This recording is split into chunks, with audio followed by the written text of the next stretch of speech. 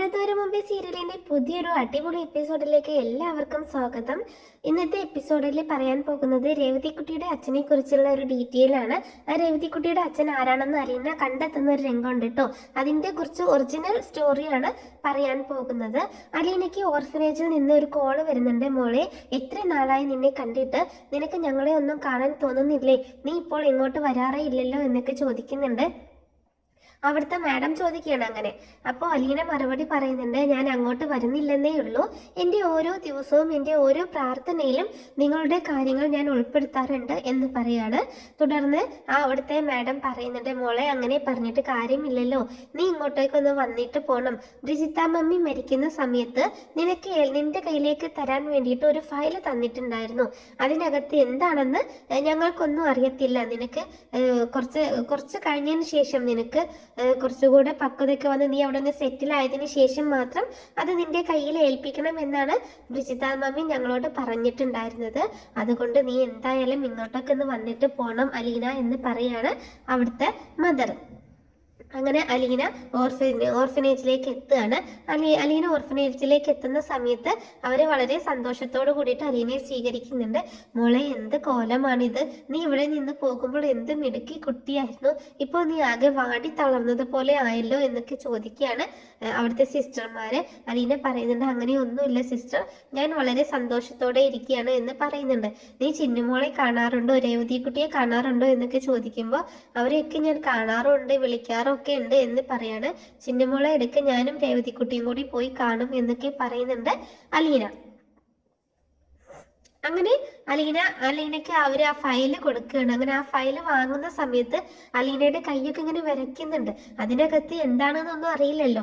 അപ്പോൾ സിസ്റ്റർമാര് പറയുന്നുണ്ട്, മോളെ, ബ്രിജിത മമ്മി തന്ന ഫയലാണിത്, ഇത് ഞങ്ങളോടൊന്നും തുറക്കരുത് എന്ന് പറഞ്ഞിട്ടുണ്ടായിരുന്നു. നിന്റെ കയ്യിൽ തന്നെ സുരക്ഷിതമായിട്ട് ഇത് തരണം എന്നാണ് ഞങ്ങളോട് പറഞ്ഞിട്ടുണ്ടായിരുന്നത്. ഇപ്പോഴാണ് ഞാനത് ഓർത്തത്, ആ സമയത്ത് ആ ഒരു ധൃതിയിൽ അത് മറന്നു പോയിട്ടുണ്ടായിരുന്നു എന്ന് പറയാണ് സിസ്റ്റർ. അങ്ങനെ അലീന അത് വാങ്ങിയിട്ട് തുറന്നു നോക്കുന്ന സമയത്ത് അതില് നമ്മുടെ രേവതിക്കുട്ടിയുടെ അമ്മയുണ്ടല്ലോ, ലക്ഷ്മി, അവര് മരിക്കുന്നതിന് മുൻപ് ബ്രിജിത്ത മമ്മയെ ഏൽപ്പിച്ച കുറച്ച് വിവരങ്ങളായിരുന്നു. അതായത് രേവതിക്കുട്ടിയുടെ അച്ഛനെ കുറിച്ചൊക്കെയുള്ള കുറച്ച് വിവരങ്ങൾ അടങ്ങിയിട്ടുള്ള ഒരു ബുക്കായിരുന്നു കേട്ടോ അത്. അലീന ആ പേപ്പർ മറിച്ച് നോക്കിയപ്പോൾ കണ്ടത് ആകെ ഞെട്ടിക്കുന്ന കാര്യമാണ്. അതില് രേവതിക്കുട്ടിയുടെ അച്ഛൻ ആരാണ് എന്നുള്ളത് കറക്റ്റായിട്ട് എഴുതിയിട്ടുണ്ടായിരുന്നു കേട്ടോ. അതായത് കൈതയ്ക്കൽ ശിവശങ്കര മേനോൻ എന്നുള്ള ഒരു പേര് കണ്ടതും നമ്മുടെ അലീന ആകെ ഞെട്ടിപ്പോവാണ്. അലീന ഞെട്ടലോടെ ആലോചിക്കുകയാണ്, അയ്യോ, ഇത് മനുവേട്ടന്റെ അച്ഛന്റെ പേരാണല്ലോ, ശിവശങ്കരൻ മേനോൻ. ഈ ശിവശങ്കരൻ മേനോൻ എന്ന് പറഞ്ഞത് മനുവേട്ടന്റെ അച്ഛനാണല്ലോ. അതായത് കൈതയ്ക്കൽ തറവാട്, തൻ്റെ കൂടി തറവാട്, അത് അവിടുത്തെ ശിവശങ്കരൻ മേനോന്റെ മകളാണോ രേവതിക്കുട്ടി? ഇതെങ്ങനെ ഇവിടെ വന്നു? അപ്പോൾ രേവതിക്കുട്ടിയുടെ അച്ഛൻ ശിവശങ്കരൻ സാറാണോ? അയാളാണോ രേവതിക്കുട്ടിയുടെ അമ്മയെ വഞ്ചിച്ചത്? അപ്പോൾ മനുവേട്ടന്റെ സ്വന്തം അനിയത്തിക്കുട്ടിയാണോ എൻ്റെ രേവതിക്കുട്ടി എന്നൊക്കെ ഇങ്ങനെ അലീന ആലോചിച്ചുകൊണ്ടിരിക്കുകയാണ്. അങ്ങനെ അലീന പിന്നീട് അതൊക്കെ വാങ്ങിച്ചതിന് ശേഷം സിസ്റ്റർമാരുടെ കൂടെ ഒരു ദിവസം അവിടെ താമസിക്കുന്നുണ്ട്. എന്നിട്ട് പറയുന്നുണ്ട്, എനിക്ക് ഈ ലക്ഷ്മിയുടെ വീട്ടിലേക്കൊന്ന് പോകണം. സിസ്റ്റർക്ക് അറിയാവോ ഈ അഡ്രസ്സ് എവിടെയാണെന്നുള്ളത്? അപ്പൊ ആ അഡ്രസ്സൊക്കെ അതിലുണ്ടായിരുന്നു കേട്ടോ. ലക്ഷ്മിയുടെ വീട്ടിലെ അഡ്രസ്സൊക്കെ ഉണ്ടായിരുന്നു. അങ്ങനെ സിസ്റ്റർ പറഞ്ഞൊക്കെ കൊടുക്കുന്നുണ്ട്. അങ്ങനെ അലീന ആ വീട്ടിലേക്ക് ചെല്ലുകയാണ്. അലീന ലക്ഷ്മിയുടെ സഹോദരനെ കാണാൻ പോകുന്നുണ്ട്. അലീന ചോദിക്കുന്നുണ്ട്, നിങ്ങൾക്ക് ലക്ഷ്മി എന്നൊരു പെങ്ങളില്ലായിരുന്നു ചോദിക്കുമ്പോൾ അപ്പൊ അയാളുടെ ഭാര്യ ദേഷ്യപ്പെട്ട് അലീനെ ഇറക്കി വിടാൻ നോക്കുകയാണ്. അപ്പോ സഹോദരൻ പക്ഷെ ഒന്നൊരു ചോദിക്കുന്നുണ്ട്, മോളെ നീ ആരാണ്? ആ ലക്ഷ്മിയുടെ അന്വേഷിച്ച് ചെല്ലുന്ന സമയത്ത് ലക്ഷ്മിയുടെ സഹോദരന്റെ ഭാര്യ, ഓ, അവളെ പറ്റിയാണ് ഇവിടെ ചോദിക്കാൻ വന്നേക്കുന്നത്, എങ്ങാണ്ടോ തെണ്ടി നടന്ന ഒരു കൊച്ചിനെ ഉണ്ടാക്കി ഇപ്പോ ആത്മഹത്യ ചെയ്ത ആ കൊച്ചിനെ എന്ത് കാണിച്ചെന്ന് ദൈവത്തിന് മാത്രം അറിയുള്ളൂ, ഇറങ്ങി പൊക്കോണം എന്നൊക്കെ പറഞ്ഞ് ആട്ടി പായിപ്പിക്കണം. ആ സമയത്ത് ലക്ഷ്മിയുടെ സഹോദരനും അലീനയോട് ഭയങ്കര ദേഷ്യത്തോടു കൂടി സംസാരിക്കുകയാണ്. അവള് മരിച്ചു പോയി, അവളുമായി ഞങ്ങൾക്ക് യാതൊരു ബന്ധവുമില്ല എന്നൊക്കെ പറയുന്നുണ്ട്. അങ്ങനെ അത് കേട്ടപ്പോൾ ലക്ഷ്മിയുടെ സഹോദരന്റെ ഭാര്യ അകത്തേക്ക് കയറി പോകുമ്പോൾ അലീന തിരിച്ചു പോവാണ്. ആ സമയത്ത് ലക്ഷ്മിയുടെ സഹോദരൻ ഓടി വന്നിട്ട് ചോദിക്കുകയാണ്, മോളെ നീ ആരാണ്? എൻ്റെ ലക്ഷ്മി എൻ്റെ ഏറ്റവും പ്രിയപ്പെട്ട അനിയത്തിയായിരുന്നു, അവളെ നമ്മളെല്ലാം ചതിച്ച് മറ്റൊരു ലോകത്തേക്ക് പോയി, അവളെ പറ്റി ഓർക്കുമ്പോൾ എനിക്ക് പല പല ഓർമ്മകളും വരുന്നുണ്ട്, അവൾക്ക് ഒരു അബദ്ധം പറ്റിപ്പോയി എന്നൊക്കെ പറയാണ്. അപ്പോൾ അലീന ചോദിക്കുന്നുണ്ട്, എന്താണ് ലക്ഷ്മി അമ്മയ്ക്ക് പറ്റിയത് എന്ന് ചോദിക്കുമ്പോൾ അയാൾ പറയുന്നുണ്ട്, ഇവിടെ ഒരു എസ്റ്റേറ്റ് ഉണ്ട്, ആ എസ്റ്റേറ്റിലേക്ക് ജോലിക്ക് പോയിരുന്നു എൻ്റെ അമ്മ. ഇടയ്ക്ക് അമ്മയെ സഹായിക്കാനായിട്ട് അമ്മയ്ക്ക് വയ്യാതിരിക്കുന്ന സമയത്തൊക്കെ ലക്ഷ്മിയായിരുന്നു അവിടെ പോയിരുന്നത്. അവിടെ ഇടയ്ക്ക് ഒരു മുതലാളി വരുന്നുണ്ടായിരുന്നു. അപ്പൊ ആ മുതലാളിക്ക് ഭക്ഷണം വെച്ച് കൊടുക്കാനൊക്കെയാണ് അമ്മ പോയിരുന്നത്. അമ്മയ്ക്ക് വയ്യാതായ സമയത്ത് ലക്ഷ്മിയാണ് അവിടെ ഭക്ഷണമൊക്കെ വെച്ച് കൊടുക്കാനായിട്ട് പോയത്. പക്ഷെ അയാൾ അവളെ ചതിക്കുകയാണ് ചെയ്തത്. അവർ തമ്മിൽ സ്നേഹത്തിലായി വിവാഹം കഴിക്കാമെന്നൊക്കെ വാക്ക് കൊടുത്തു. അവളെ അയാളുടെ ഇഷ്ടത്തിനനുസരിച്ച് ഉപയോഗിച്ചു. പക്ഷെ ആ സമയത്ത് അയാൾക്ക് മറ്റൊരു ഭാര്യയും മക്കളും ഒക്കെ ഉണ്ടായിരുന്നു എന്നുള്ള കാര്യം അവൾക്ക് അറിയില്ലായിരുന്നു. അയാൾ അവളെ ചതിക്കുകയായിരുന്നു മോളെ. അവൾ പ്രഗ്നന്റ് ആണെന്ന് സത്യം അറിഞ്ഞപ്പോഴേക്കും എല്ലാം കൈവിട്ടു പോയിരുന്നു. അവൾ ആ കുഞ്ഞിനെ പ്രസവിച്ചു ഓർഫനേജിൽ ഉപേക്ഷിച്ചു. എന്നിട്ട് അവള് മരണത്തിലേക്ക് പോയി എന്ന് പറയണേ. അവൾ ഒരുപാട് അന്വേഷിച്ചിട്ടുണ്ട് അയാളുടെ അടുത്ത് പോയി ജീവിക്കാനൊക്കെ. പക്ഷെ അവിടെ എത്തിയപ്പോഴാണ് അയാൾ വിവാഹം കഴിച്ച് 2 മക്കളുടെ അച്ഛനാണ് എന്നുള്ളതൊക്കെ അറിഞ്ഞത്. അതിനുശേഷം അവള് കുഞ്ഞിനെ ഓർഫനേജിൽ ഏൽപ്പിച്ചിട്ട് ആത്മഹത്യ ചെയ്യാനുണ്ടായത് എന്ന് പറയാണ്.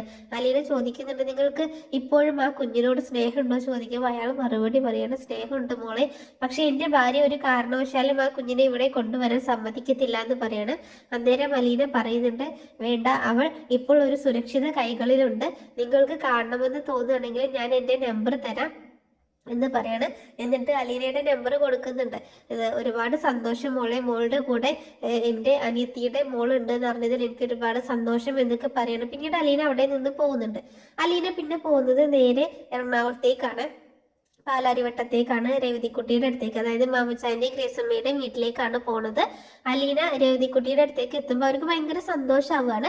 ഗ്രേസമ്മയും മാമച്ചായനും വളരെ സന്തോഷത്തോട് കൂടിയിട്ട് അലീനയെ സ്വീകരിക്കുന്നുണ്ട്.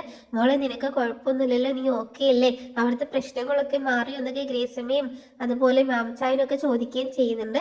അലീന പറയുന്നുണ്ട്, ഇപ്പൊ കുഴപ്പമൊന്നുമില്ല ആൻറ്റി, ഇപ്പോൾ വലിയ കുഴപ്പമൊന്നുമില്ലാതെ പോകുന്നുണ്ട്, എന്താണെങ്കിലും എപ്പോൾ വേണമെങ്കിലും എന്തെങ്കിലും സംഭവിക്കാം എന്നൊക്കെ പറയുമ്പോൾ എനിക്ക് എന്ത് ബുദ്ധിമുട്ട് വന്നാലും നീ ഇങ്ങോട്ടേക്ക് വന്നേക്കണം, വേറെ എവിടേക്കും പോകുന്ന കാര്യത്തെക്കുറിച്ച് നീ ചിന്തിക്കരുത് എന്ന് പറയണം.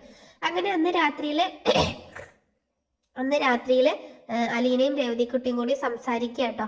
അപ്പോൾ അലീന ചോദിക്കുന്നുണ്ട്, മോളെ, നിനക്ക് നിന്റെ അച്ഛനും അമ്മയും ആരാണെന്നൊന്നും അറിയാൻ നിനക്ക് താല്പര്യമില്ലേ? നിനക്ക് നിന്റെ അമ്മയെ പറ്റി അറിയാം, പക്ഷെ നിന്റെ അച്ഛനെ പറ്റി അറിയോ എന്ന് ചോദിക്കുകയാണ്. അപ്പോൾ അലീനയോട് രേവതിക്കുട്ടി ദേഷ്യത്തോട് പറയാണ്, വേണ്ട അലീന ചേച്ചി, എൻ്റെ അമ്മയെ ചതിച്ചിട്ട് പോയ ആൾ ആരാണെന്നോ എന്താണെന്നോ എനിക്ക് അറിയണ്ട, എനിക്ക് അയാളെ കാണുക പോലും വേണ്ട, കണ്ടാൽ ഞാൻ അയാളുടെ ചെകിട്ടത്തടിക്കും, അത്രമാത്രം ദേഷ്യമുണ്ട് എനിക്ക് എന്ന് പറയാണ്. എൻ്റെ അമ്മയെ വഞ്ചിച്ചവനെ അച്ഛനായി കാണാൻ എനിക്ക് കഴിയില്ല എന്ന് പറയുന്നുണ്ട്.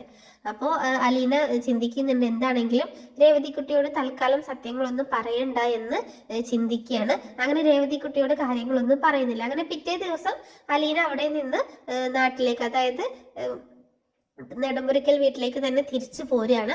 പക്ഷെ അലീന ആദ്യം ചെല്ലുന്നത് കൈതക്കൽ മാളിക വീട്ടിലേക്കാട്ടോ. അങ്ങനെ അവിടേക്ക് ചെല്ലുകയാണ്. അലീന മനുവിന്റെ വീട്ടിലെത്തുകയാണ്. ശിവശങ്കറിനെ കാണുന്നുണ്ട്.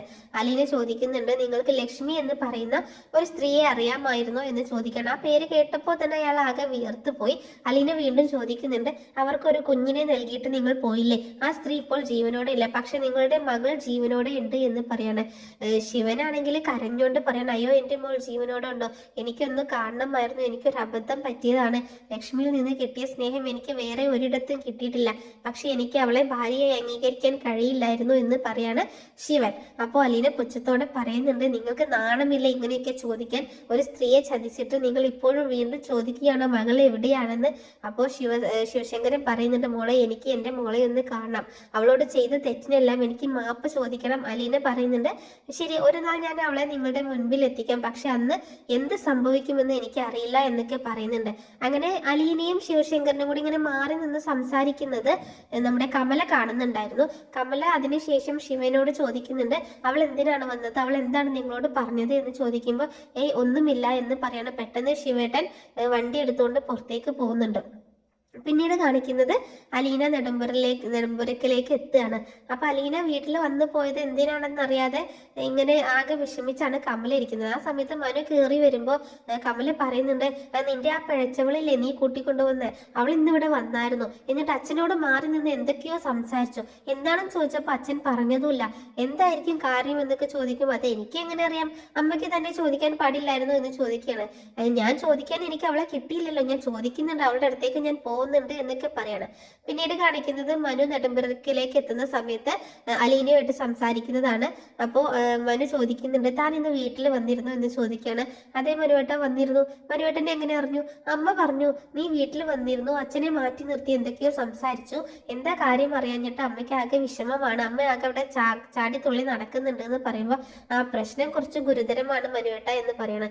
എന്താ കാര്യം, എന്താണെങ്കിലും നീ എന്നോട് പറ എന്ന് പറയുമ്പോൾ അത് വേറെ ഒന്നുമില്ല, കൈതക്കൽ മാളിക വീട്ടുകാരൊക്കെ എല്ലാവരും ഒരുപോലെ തന്നെയാണല്ലോ മനുവേട്ട, മനുവേട്ടനും അങ്ങനെയാണോ എന്ന് ചോദിക്കാണ്. നീ എന്താ കാര്യം എന്ന് പറ അലീന എന്ന് പറയുമ്പോൾ അലീന പറയുന്നുണ്ട്, ഞാൻ ഇന്ന് കഴക്കൂട്ടത്ത് പോയിട്ടുണ്ടായിരുന്നു ഇന്നലെ, ഇന്നാണ് വന്നത്. വന്ന ഉടനെ തന്നെ നേരെ ഞാൻ അങ്ങോട്ടേക്കാണ് വന്നത് മനുവേട്ടൻ്റെ അച്ഛനെ കാണാൻ എന്ന് പറയണം. എന്താ കാര്യം എന്ന് അന്വേഷിക്കുമ്പോൾ എനിക്ക് അവിടുന്ന് ഒരു ഡയറി കിട്ടി, മനുവേട്ടൻ ഇതൊന്ന് വായിച്ചു നോക്ക് എന്ന് പറഞ്ഞിട്ട് ആ ഡയറി കൊടുക്കുന്നുണ്ട്. അത് വായിച്ചതും മനു ആകെ തകർന്നു പോവാണ്. മനുവിന് ഇതൊന്നും താങ്ങാൻ പറ്റുന്നില്ല. അപ്പോൾ മനു മനസ്സിലാക്കുന്നുണ്ട് രേവതി തൻ്റെ അനിയത്തിയാണെന്ന്. അപ്പോൾ മനു പറയുന്നുണ്ട്, അലീന എനിക്ക് രേവതിക്കുട്ടി ഒന്ന് കാണണമെന്നുണ്ട്. അങ്ങനെ പറയുമ്പോൾ നമുക്ക് പോവാം മനുവേട്ട, രേവതിക്കുട്ടിയെ കാണാനായിട്ട് പോകാം എന്നൊക്കെ പറയുന്നുണ്ട്. പിറ്റേന്ന് അലീന രേവതിക്കുട്ടിയോടും ഗ്രേസമ്മയോടും മാംസായനോടൊക്കെ വിളിച്ചിട്ട് ഒരു ദിവസം ഇങ്ങോട്ടേക്ക് വരാൻ പറയാണ്. അങ്ങനെ അവരെല്ലാവരും കൂടെ വരുന്നുണ്ട്. അപ്പോൾ മനു അലീനയോട് പറഞ്ഞിട്ടുണ്ടായിരുന്നല്ലോ രേവതിക്കുട്ടിയെ കാണണം എന്നൊക്കെ. അപ്പൊ രേവതിക്കുട്ടി വന്ന ഉടനെ തന്നെ കെട്ടിപ്പിടിച്ച് നെറ്റിയിൽ ഒരു ഉമ്മ കൊടുക്കുകയാണ്. മനു പറയുന്നുണ്ട്, നീ എൻ്റെ കുഞ്ഞു പെങ്ങളൂട്ടിയല്ലേ, നീ എൻ്റെ സ്വന്തം പെങ്ങൾ തന്നെയാണ്. ഇത് കാണുമ്പോൾ അലീനയുടെ കണ്ണൊക്കെ നിറഞ്ഞ സങ്കടവും സന്തോഷവും കൂടെ വരുന്നുണ്ട്. അച്ഛനെ അംഗീകരിച്ചില്ലെങ്കിലും അവൾക്ക് സ്നേഹിക്കാൻ ഒരു ഏട്ടനുണ്ടല്ലോ എന്ന് അലീന സമാധാനിക്കുകയാണ്. അപ്പോൾ എന്താണെങ്കിലും രേവതിക്കുട്ടിയെ കുറിച്ചുള്ള ആ രഹസ്യം അവിടെ തെളിഞ്ഞിരിക്കുകയാണ്. അതുവഴി രേവതിക്കുട്ടിക്ക് സ്വന്തം അച്ഛനെയും ഏട്ടനെയും ഒക്കെ കിട്ടിയെങ്കിലും ഒരിക്കലും മാമച്ചായനെയും ഗ്രേസമ്മയൊന്നും രേവതിക്കുട്ടി ആർക്കും വിട്ടുകൊടുക്കില്ല കേട്ടോ.